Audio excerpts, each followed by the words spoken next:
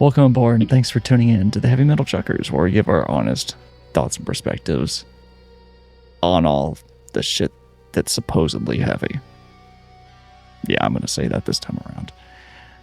So, we're your hosts. Sure.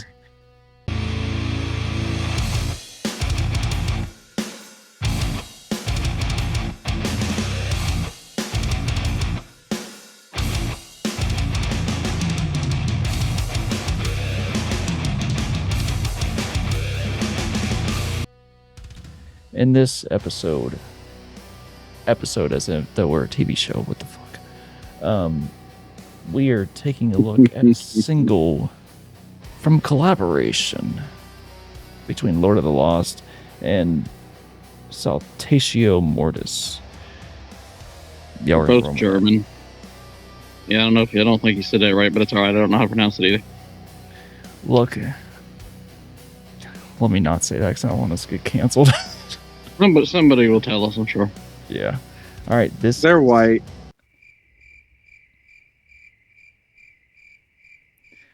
This is I'm a Diamond.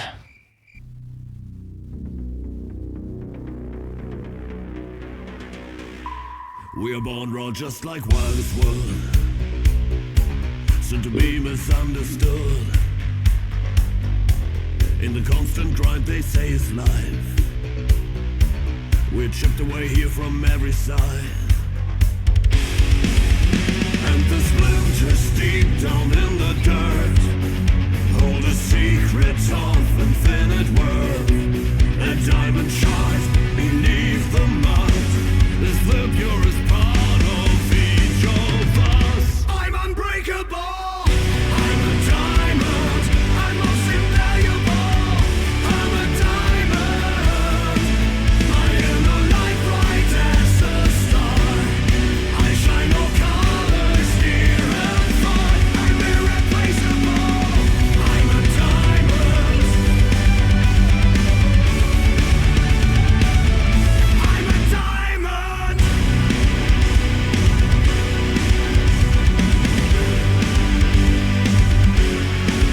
You try to fit me in your frame. Your mind can only work that way.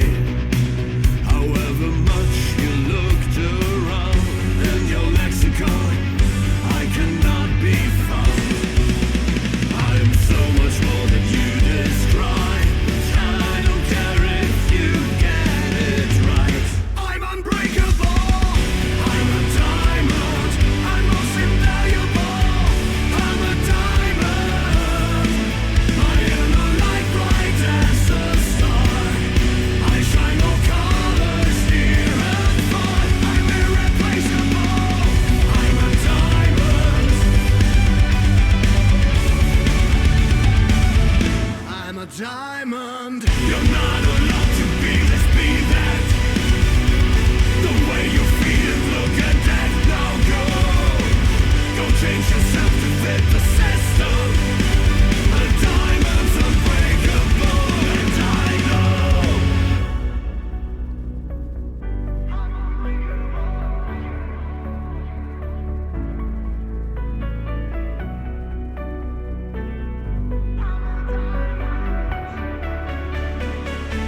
I'm unbreakable. I'm a diamond. I'm most invaluable. I'm a diamond. I am a light bright as a star. I shine all colors near and far. I'm irreplaceable. I'm a diamond. I'm a diamond.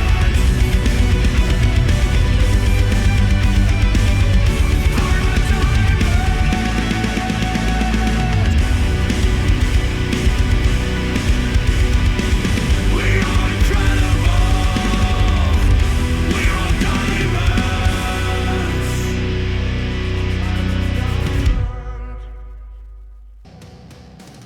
So, thoughts, perspectives. So, one, I'm disappointed because that the other band, the Saltatio, however you say it, Mortis, I'm mildly familiar with them, and I know that it's not uncommon then to use a hurdy-gurdy, and I was really hoping it was going to come out, and it didn't. Definitely opportunity missed there. Yes. Anyway, this song suffers from the same problem that the last Within Temptation song that we did suffered from, in that it feels like they wrote something, put something together to be on the radio, to people to sing along to, that's catchy, but outside of that, it doesn't offer much. Wow, so I wasn't the only one that was going to say it, apparently. Alrighty then. Yeah, no, it that's exactly how this song felt. Now, musically, occasionally there were some pretty cool things going on, but outside of that, when you get to like the chorus and the way a lot of the song was structured and written, it has that very radio catchy, like, which people out there like that, enjoy that. That's great. It's awesome. But me, it begins to feel cheesy. I've got more. I'll have more to layer on to that as well, and some of what I say, I believe, will be paralleling on what you said, but I'll just wait till later. You know, now vocally they sounded great, like both of them did. But yeah, it suffered from the same thing that Within Temptation song did, just that it felt like it was a song strictly written to be catchy for people to sing along to, you know, whether it be live or on the radio, whatever. But it doesn't really offer much of anything else in terms of like somebody like me who listens to music more as an art form than I do as something to sing along to, and if that makes any sense. No, I completely understand what you're saying. You know, for what it is, it's not bad, but it's not a song I would go back and listen to on a regular basis. Now, I will say, if you ask me if I like this one or the Within Temptation collab better, I would say this one's a little bit better. I was about to say, yeah. Just because I did like some of what musically was going on here, whereas the Within Temptation one, outside of the voices, it was terrible. So yeah, but yeah, I mean, like I said, it's good for what it is, but it's not my kind of thing. I'm hoping this is just like the only song that's going to be like this on the album. But anyways, Frosty. I completely agree. All right, definitely felt more like a radio piece.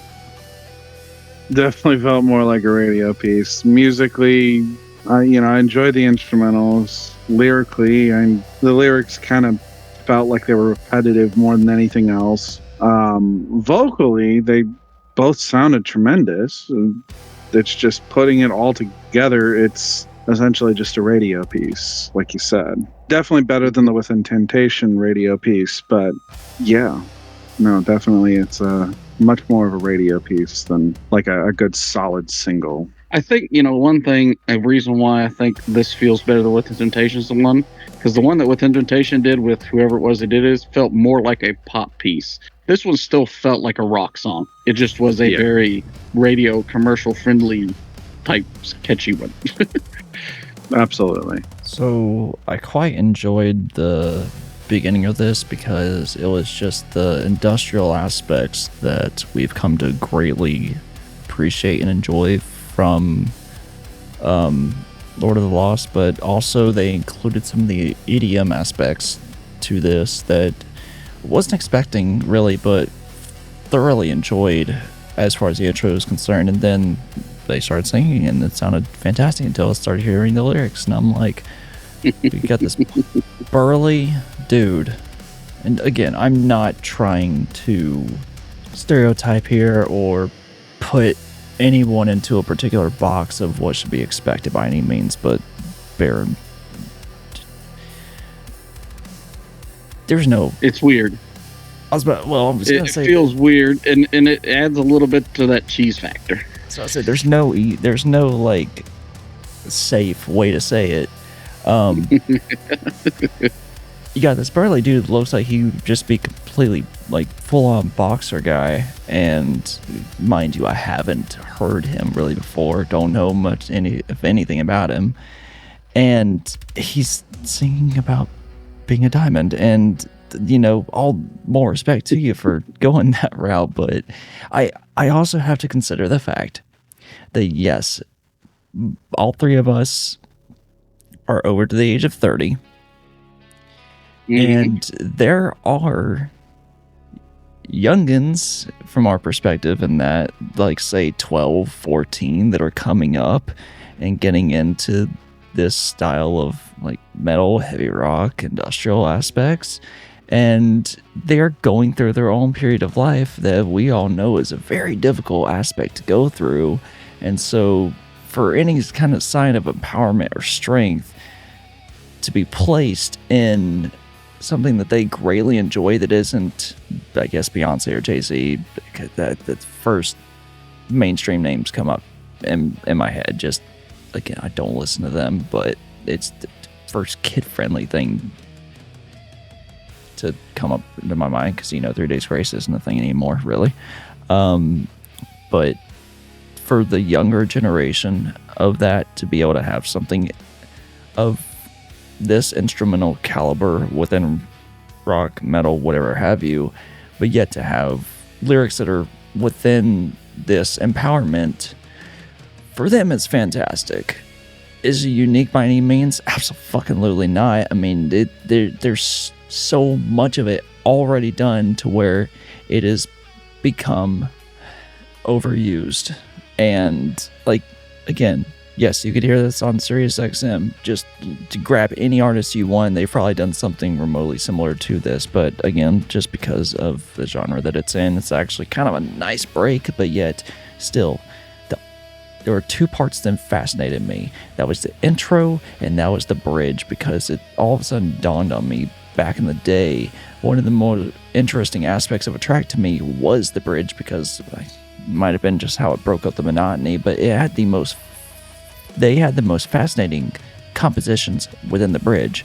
Like, they took the verses and then chorus, and they would take that foundation, then build something almost completely new, that where they felt like the musicians were pushing themselves up above that notch to see what can we really grab the audience with. And I always felt like the bridges were some of the more fascinating parts of a track.